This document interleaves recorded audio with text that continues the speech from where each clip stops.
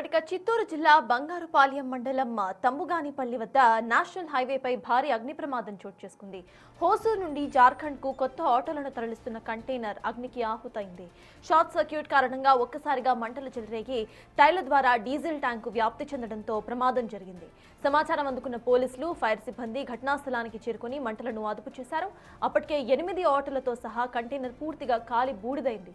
ప్రాణ నష్టం తప్పినప్పటికీ కూడా భారీ ఆస్తి నష్టం మాత్రం వాటిల్లింది. డ్రైవర్ భోజనం చేయడానికి వాహనాన్ని ఆపిన సమయంలో ఈ ఘటన చోటు చేసుకుంది.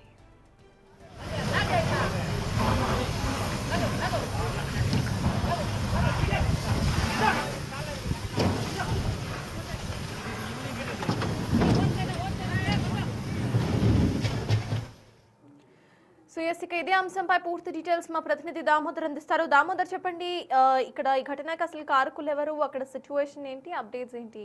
దామోదర్,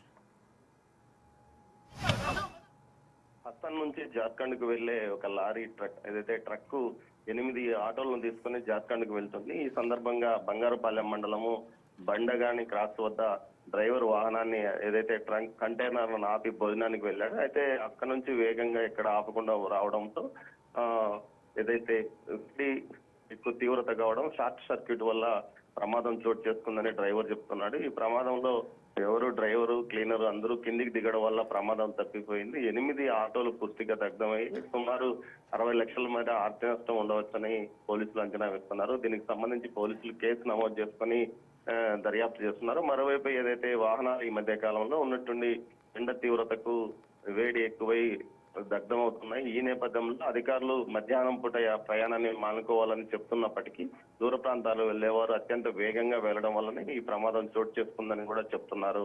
సర్తాజ్, దామోదర్, ఇలాంటి ప్రమాదాలు జరగకుండా ఉండడానికి ఎలాంటి జాగ్రత్తలు తీసుకోవాల్సిన అవసరం ఉందనుకోవాలి? At the same time temperature సైతం ఇప్పుడు ఏపీ, తెలంగాణలో ఎక్కువగా ఉంటాయి కాబట్టి తరచూ ఇలాంటి ప్రమాదాలు జరగకుండా ఎలాంటి జాగ్రత్తలు తీసుకోవాలంటూ కూడా హైవే అధికారులు కానివ్వండి, లేకపోతే ఇంకెవరైనా ఏమైనా సజెషన్స్ ఇస్తున్నారా?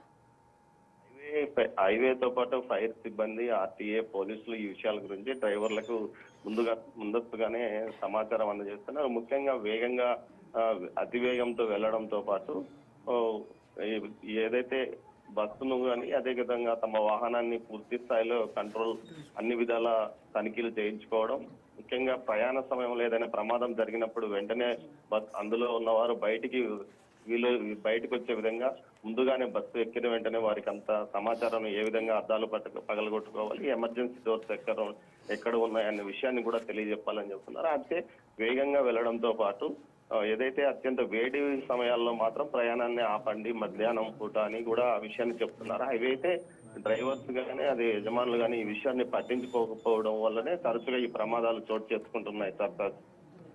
Thank you Damodar.